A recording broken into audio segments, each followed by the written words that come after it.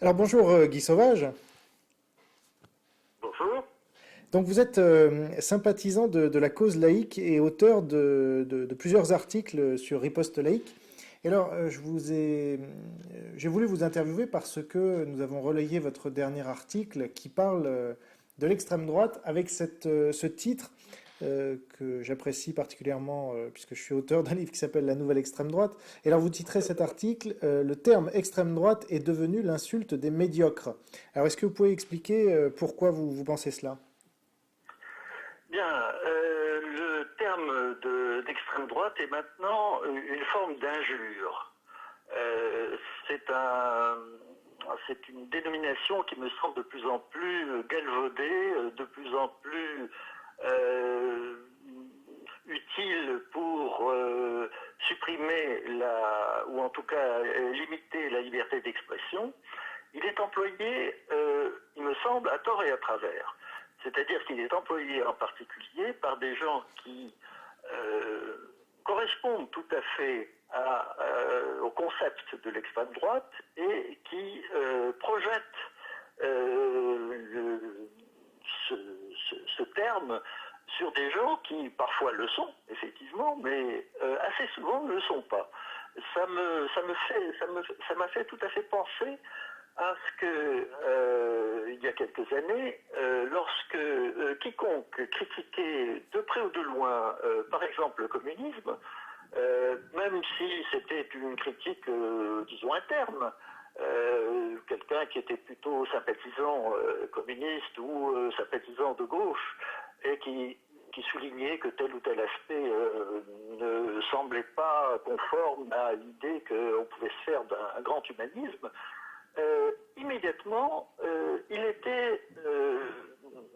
alors, c'était pas, à ce moment-là, c'était pas extrême droite qui était employé, c'était fasciste.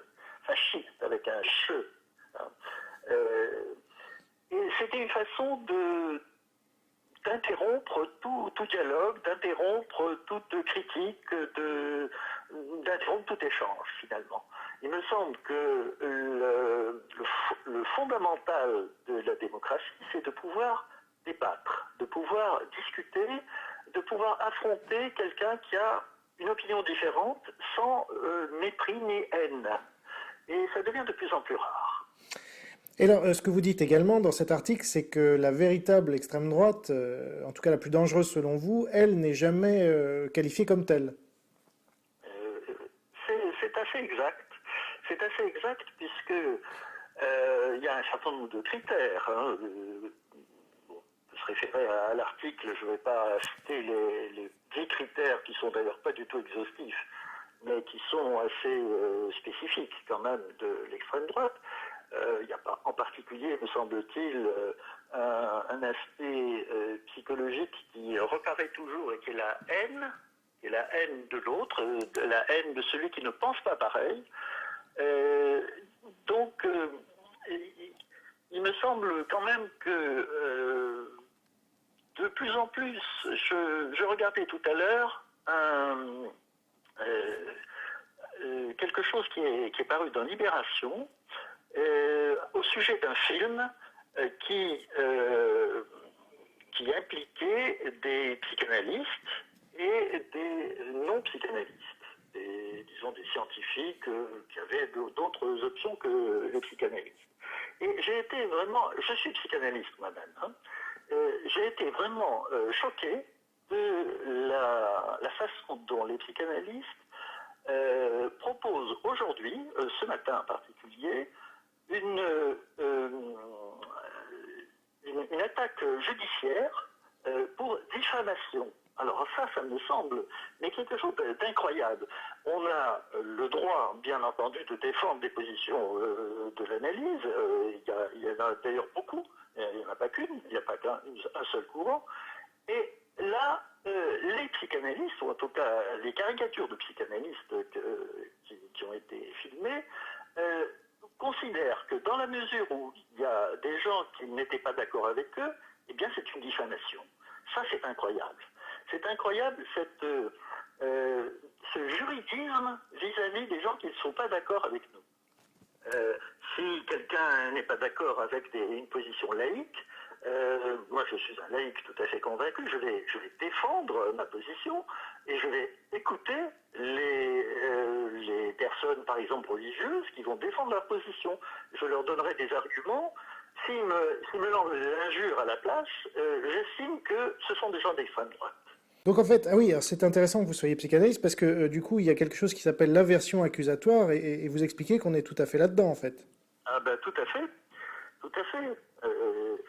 Quand je vois par exemple des gens, disons, d'extrême gauche, les Verts en particulier, qui sont devenus beaucoup plus rouges, bruns que verts actuellement, et que je les vois invectiver, insulter les gens qui ne sont pas d'accord avec eux, avec une forme de haine tout à fait importante, je suis horrifié d'une certaine façon. Hein, parce que si c'est ça la gauche actuellement, ça n'est pas possible. Je pense qu'il se rapproche beaucoup plus de la psychologie de l'extrême droite que d'un quelconque humanisme. Ça n'est pas possible de traiter des antagonistes, des adversaires de cette façon. C'est ça qui est insupportable.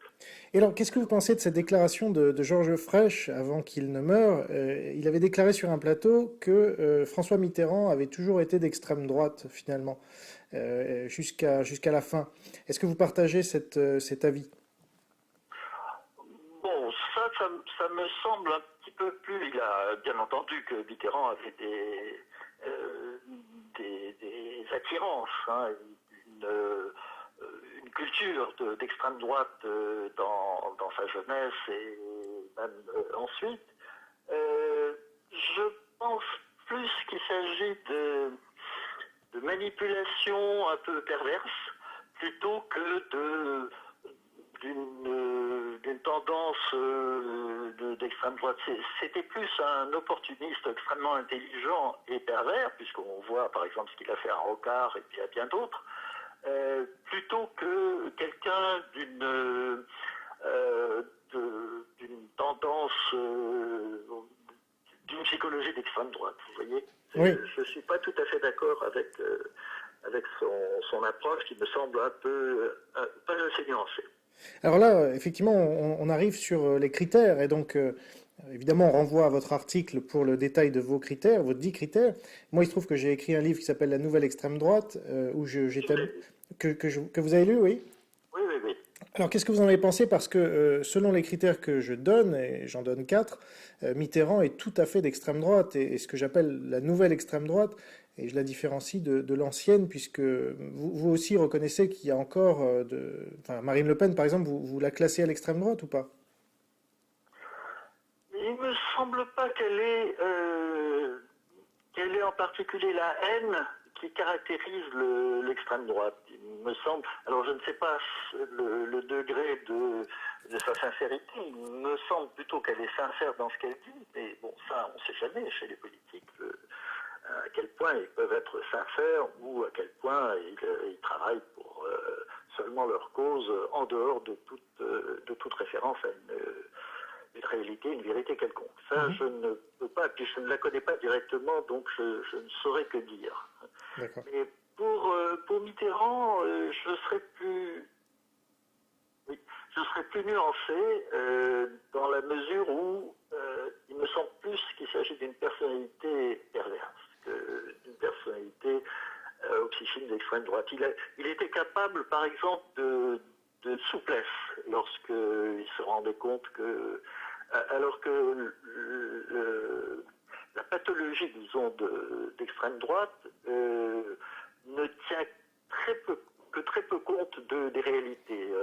Elle peut se fourvoyer énormément dans de réels délires. Je parle en particulier de l'islam, là, qui me semble, en tout cas dans sa version extrémiste, c'est-à-dire la plus répandue, hein, malgré tout. Hein, je suis tout à fait à l'encontre des gens qui disent qu'il s'agit d'une minorité, etc. Il n'y a jamais eu, à ma connaissance en tout cas, de statistiques qui majorité des islamistes sont des gens modérés. Je pense que la ligne de départage, ce serait dans une certaine mesure la violence, mais c'est pas sûr, hein, parce que le discours précède toujours la violence. Les nazis ont commencé par dire des choses épouvantables, puis ensuite ça a permis, ça a facilité la violence. Ouais. Et c'est à partir de là que, effectivement, les choses deviennent dramatiques parce que les discours, les échanges sont plus très possibles à ce moment-là. Mais alors, avant d'en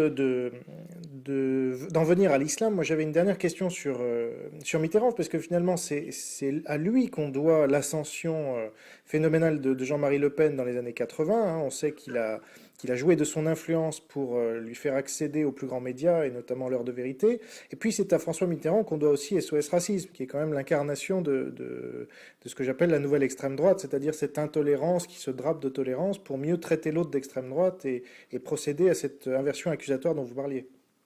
Oui, tout à fait. Tout à fait, mais je pense que là, on peut se référer à la perversité ou à la perversion de Mitterrand, à savoir qu'il savait fort bien qu'en essayant de faire monter l'extrême droite de ce temps-là, ça lui permettait un champ beaucoup plus ouvert pour lui. Donc ça, c'est un petit peu différent. Il n'a pas pris le train en marche et il n'a pas soutenu à proprement parler l'extrême droite de ce temps-là. Certes, mais il y a beaucoup d'autres faits qui peuvent alimenter cette thèse, comme son amitié avec Bousquet, qu'il a maintenu jusqu'à la fin, le fait qu'il ait fleuri la tombe du maréchal Pétain, bon, qu'il ait pratiqué des écoutes téléphoniques, enfin, bon, ça fait quand même beaucoup. Oui, mais bon, on peut le lire comme vous dites, à savoir comme des habitudes d'extrême droite. Moi, je le lis plus à partir de la grille de lecture de la perversion. Mais bon, ça c'est une petite nuance. Ah ouais, parce que y compris qu'il ait justifié par exemple la torture pendant la guerre d'Algérie en tant que ministre de la Justice, qu'il ait fait assassiner nombre de militants du FLN sans procès, enfin. Oui, c'est vrai, mais bon, comment on pourrait dire, c'était des actes de guerre, hein, c'est un peu différent. Bon. Les actes de guerre, on tue son adversaire, hein, et les moyens ne sont pas toujours très élégants.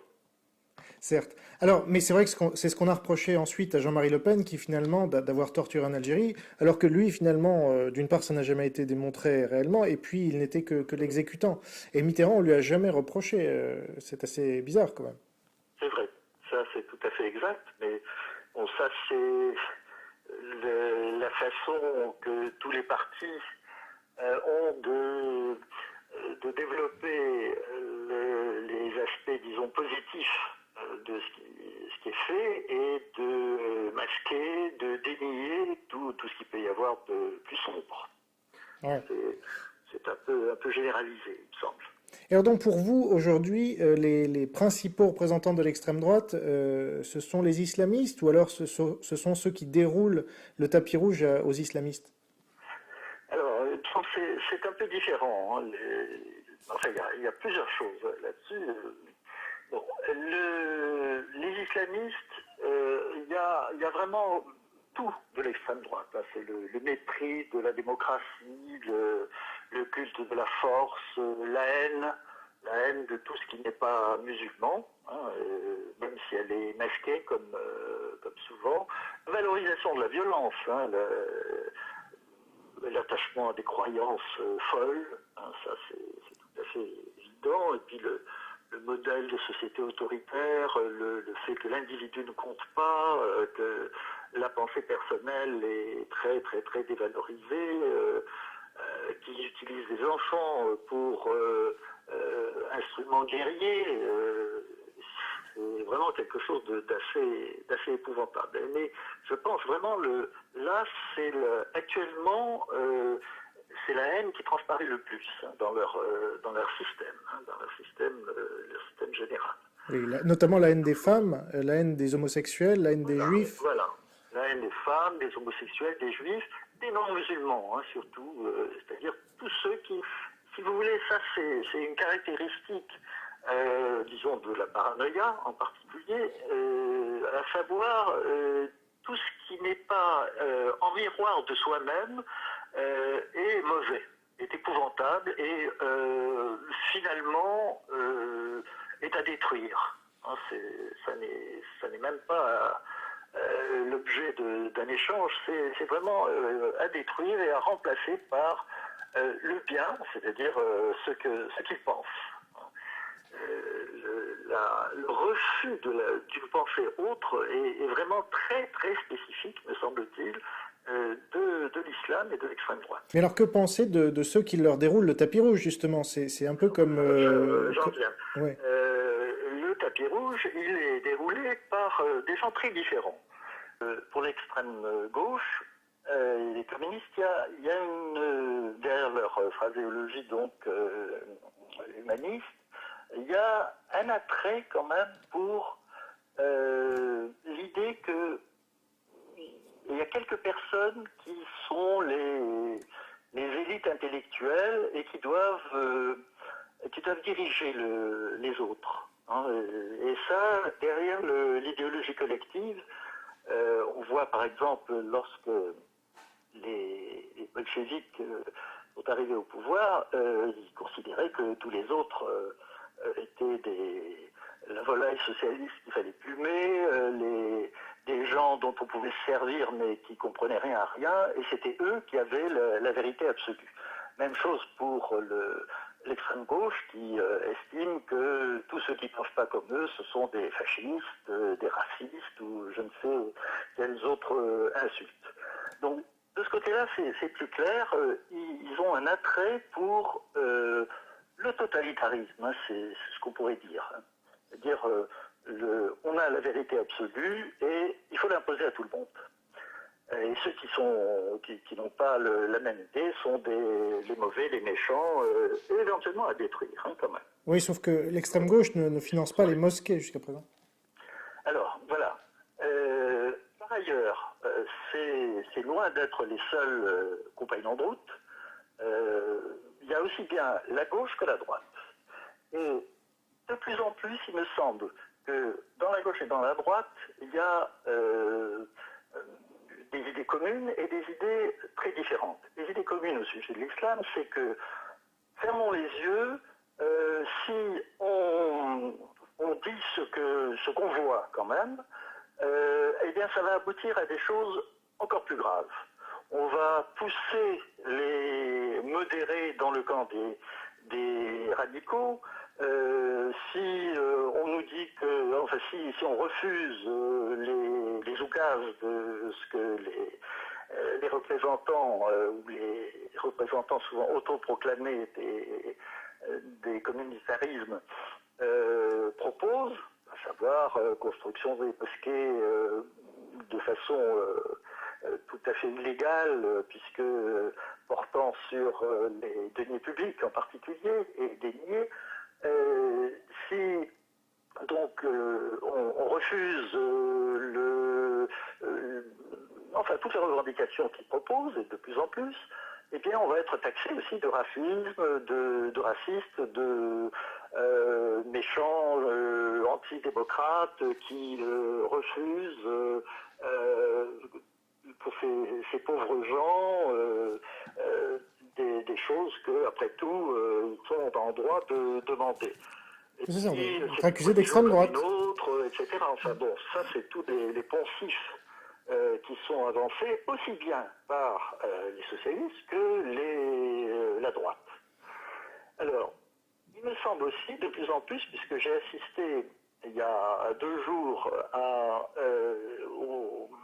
la réunion, au colloque du Parti socialiste sur la laïcité, j'ai été extrêmement surpris que dans la salle, quand je parlais avec les gens autour de moi, en tête-à-tête, eh bien, ils avaient une position très laïque, et vraiment très proche même, je peux dire, de riposte laïque.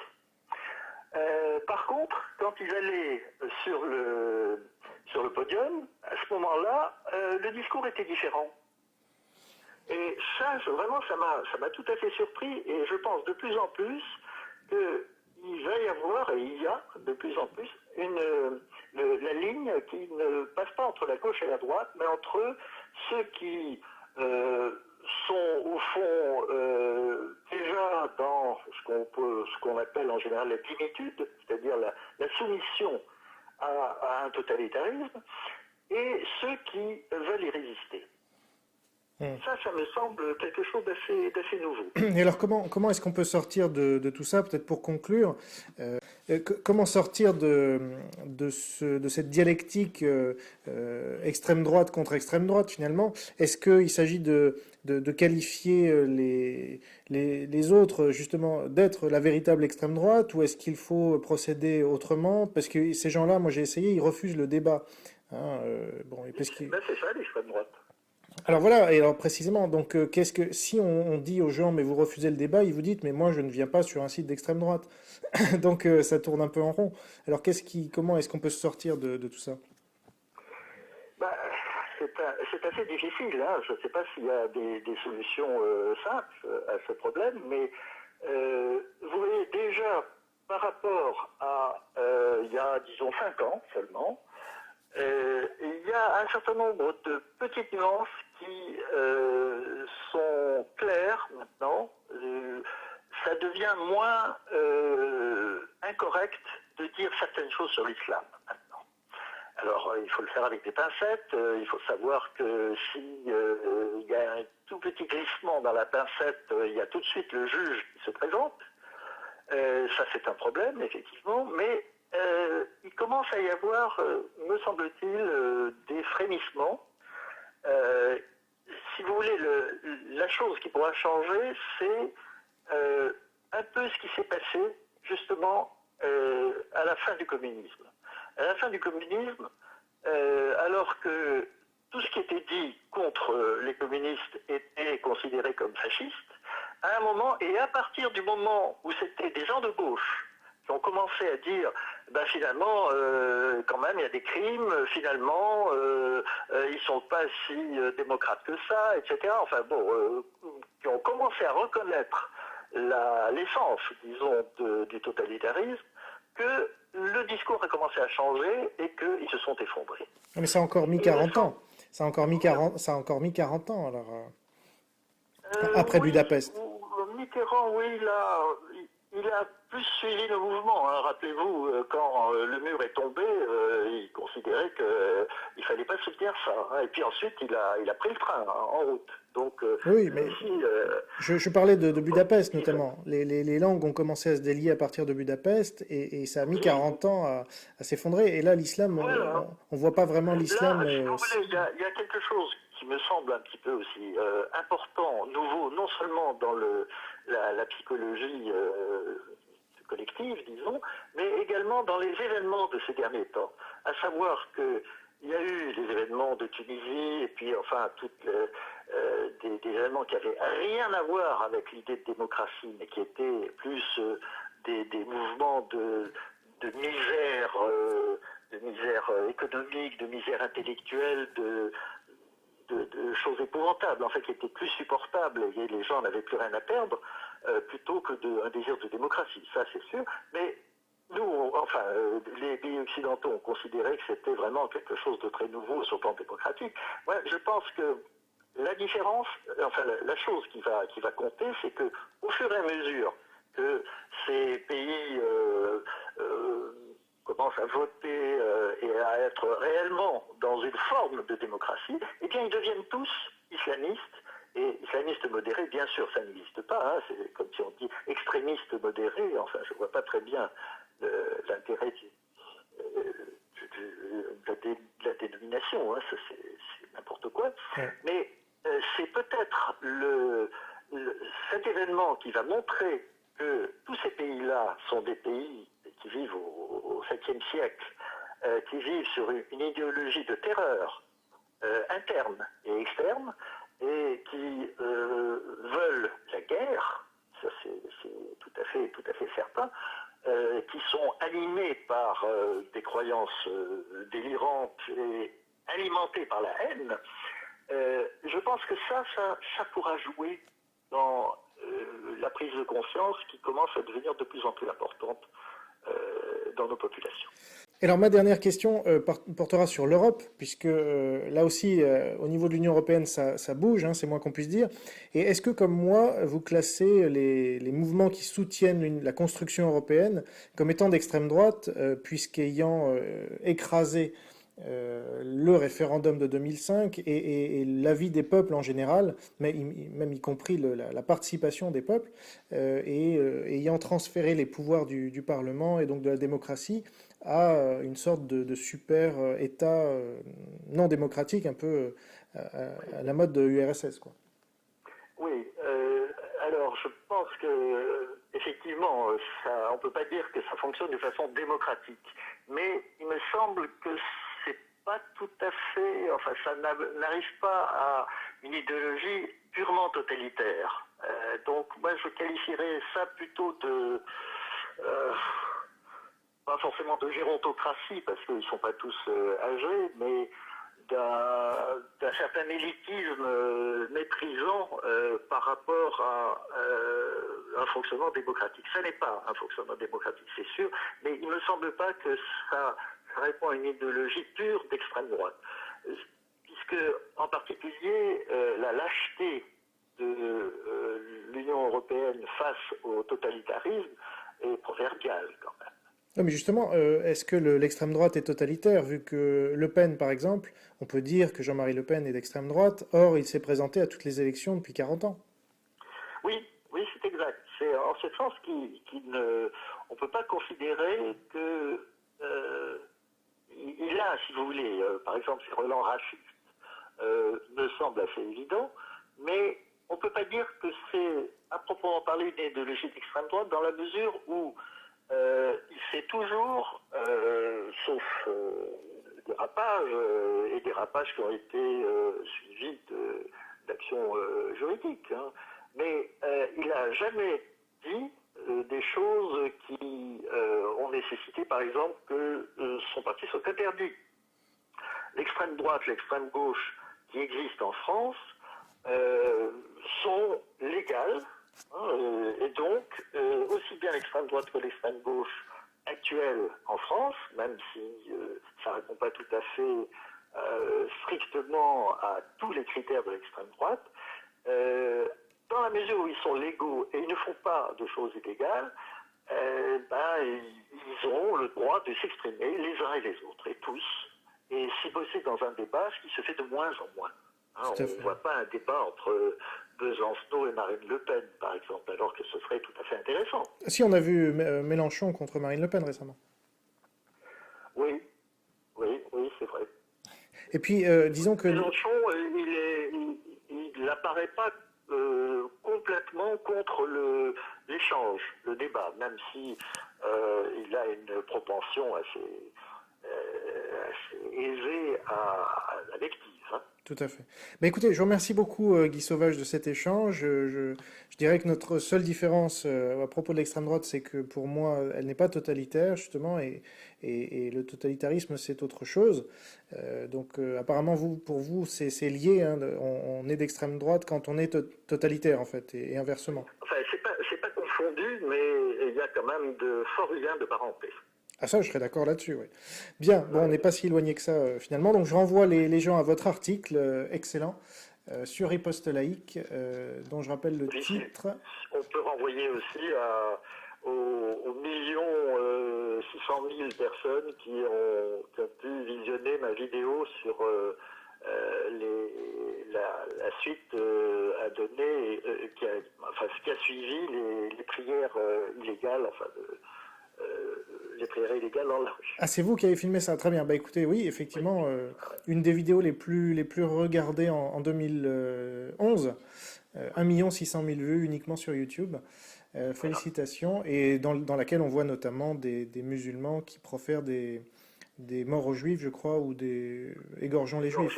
Voilà. Égorger les juifs, et qui n'a pas été du tout suivi, puisque j'ai envoyé à pratiquement toutes, enfin les grandes associations dites antiracistes, la vidéo, le lien vidéo, et sans aucune réaction, sans aucune réponse. Et ça montre bien qu'elles ne sont pas antiracistes, si vous me permettez. Non, non, non. Alors là, vraiment, si on peut considérer qu'il y a des organisations qui ne sont pas antiracistes, ou en tout cas qui ont un antiracisme très sélectif, ce qui n'est pas en principe dans leur fonction. Si on est seulement contre, je sais pas, le racisme des Noirs ou le racisme des Blancs, c'est débile. Ou on est contre le racisme et on accepte toutes les manifestations racistes, enfin on accepte de s'occuper de toutes les manifestations racistes, ou bien on sélectionne et ça veut dire qu'on est raciste. Tout à fait. Bah, écoutez, merci encore Guy Sauvage et à très bientôt, j'espère.